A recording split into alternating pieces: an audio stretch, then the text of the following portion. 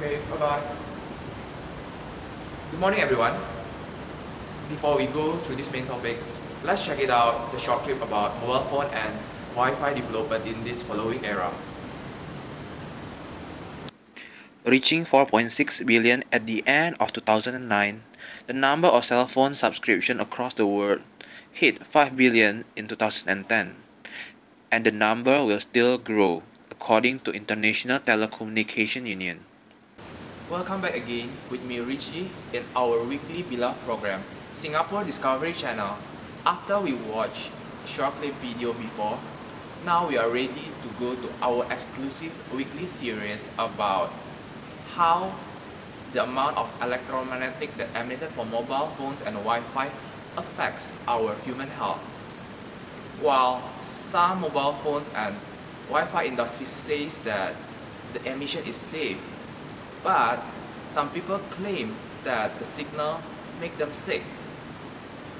Now we are ready to watch this short clip about how the commoner react about the danger of mobile phones and Wi-Fi.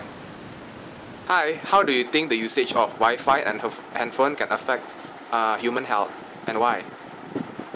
I think Wi-Fi and handphone usage doesn't really affect our physical health, but it can affect some sort of our psychological and mental health. So I think many people has become less patient, less focused, because they are very stuck onto their smartphones. I think that there could be a significant physical health issue with using Wi-Fi smartphones that transmit these waves. Actually, I think that there's no difference because I've been using the handphone for so long and there's no difference. Yeah, so I don't think there's much effect on the health. Okay, thank you. After hearing the response of some people, we hear disagreements on the danger of mobile phone. Meanwhile, there are scientific studies that prove the usage of mobile phone and Wi-Fi continuously will affect our health badly because all of them emit electromagnetic waves and those radiation are harmful for human body.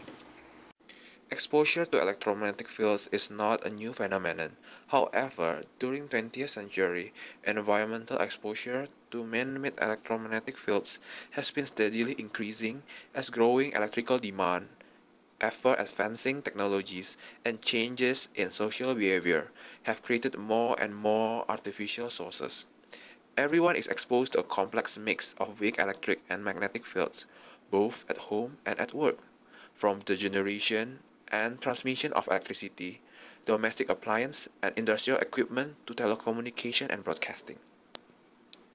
In 1993, the first case was filed against the cell phone industry by a man who claimed his wife's brain tumor was caused by cell phone use. The brain tumor shaped exactly like cell phone antenna. The resulting case made the cell phone industry to fund $25 million study to prove that the cell phone is safe. They hired Dr. George Carlo, a highly respected public health scientist, to conduct the research. Dr. Carlo's study was conclusively proving just the opposite of what the cell phone company wanted. In fact, Carlo found the strong connection between cell phone use and brain tumor, neurological diseases, and genetic damage. An area of concern that causes great debate is whether or not here is a health hazard attached to the use of mobile phones, especially when used by young children, because young children have thinner skulls, so more of the radiation is absorbed. The composition of the brain tissue is more conductive, and their cells are dividing more quickly, so damage gets quickly replicated. As at now, there does not appear to be a conclusive judgment that using a mobile phone causes any harm. The danger of mobile phone and Wi-Fi didn't stop here. A lot of people believe that the signal that emitted from mobile phone and Wi-Fi can cause tumor and cancer.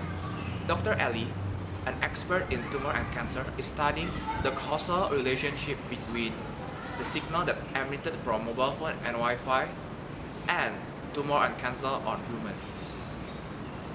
Cell phones expose us to a form of electromagnetic radiation called radio frequency energy. We have suspected that this radiation might increase the risk of brain cell damage, leading to tumors. Furthermore, we have found that heavy users of cell phones had a 240% increased risk for tumors on the side of the head where the phone is used.